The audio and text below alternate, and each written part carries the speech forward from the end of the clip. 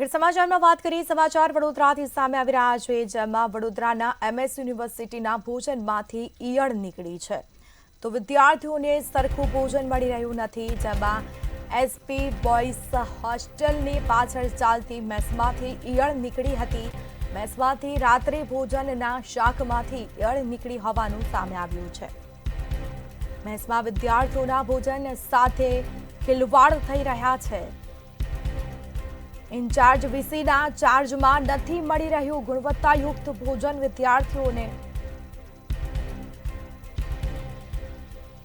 તો અગાઉ 100 વિદ્યાર્થીઓની જે ફૂડ પોઈઝનિંગની જે ઘટના બની હતી, જેમાં SP બોયઝ હોસ્ટેલની પાછળ આ મેસ જે ચાલી રહી છે અને તેમાંથી ઈયળ નીકળી છે। રાત્રિ ભોજનના શાકમાંથી ઈયળ નીકળી છે। મેસમાં વિદ્યાર્થીઓના ભોજન સાથે ખિલવાડ કરવામાં આવી રહ્યો છે।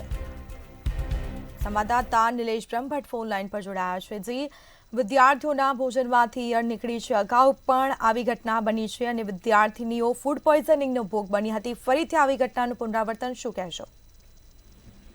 જી, મહારાજા સયાજીરાવ યુનિવર્સિટી ગુણવત્તાયુક્ત શિક્ષણ આપવામાં તો નિષ્ફળ નીવડી છે, પરંતુ હવે ગુણવત્તાયુક્ત ભોજન આપવામાં પણ નિષ્ફળ નીવડ્યું હોય તેવી વારંવાર ઘટના બની રહી છે।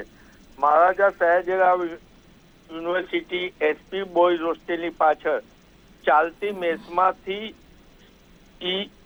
ભોજનમાંથી ઈયળ નીકળી છે।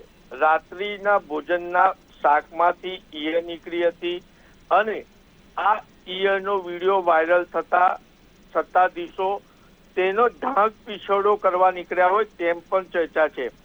વડોદરા શહેરમાં મહારાજા યુનિવર્સિટીનું શિક્ષણ ખ્યાતનામ હતું, પરંતુ હવે એ જ રીતના મહારાજા સયાજીરાવ યુનિવર્સિટી શિક્ષણ સાથે ભોજનમાં પણ નિષ્ફળતા નીવડી હોવાની ચર્ચા છે।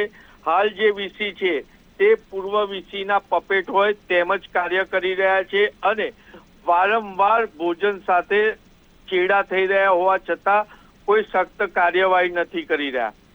થોડાક દિવસો પહેલા જ ગર્લ્સ હોસ્ટેલના ભોજનમાંથી ફૂડ પોઈઝનિંગની ઘટના બની હતી અને 100 થી વધુ વિદ્યાર્થીઓને સયાજી અને ગોત્રી હોસ્પિટલમાં સારવાર લેવી પડી હતી। ત્યારબાદ પણ વડોદરા મહાનગરપાલિકાના ફૂડ વિભાગે જ્યારે ચેકિંગ કર્યું ત્યારે અનેક ગેરરીતિ પણ જણાઈ હતી અને મહારાજા સયાજીરાવ યુનિવર્સિટીમાં મેસ ચલાવતા કોન્ટ્રાક્ટરોને નોટિસ પણ આપી છે, છતાં પણ વડોદરા મહાનગરપાલિકાનું ફૂડ વિભાગ હોય કે મહારાજા સયાજીરાવ યુનિવર્સિટીનું તંત્ર હોય તે કેન્ટીન સંચાલકો સાથે હપ્તા લેતું હશે, તેના જ કારણે વારંવાર વિદ્યાર્થીઓના ભોજન સાથે ખિલવાડ થઈ રહ્યું છે તેવું વિદ્યાર્થીઓ ચર્ચા કરી રહ્યા છે। જી, બિલકુલથી જાણકારી આપવા બદલ આપનો આભાર।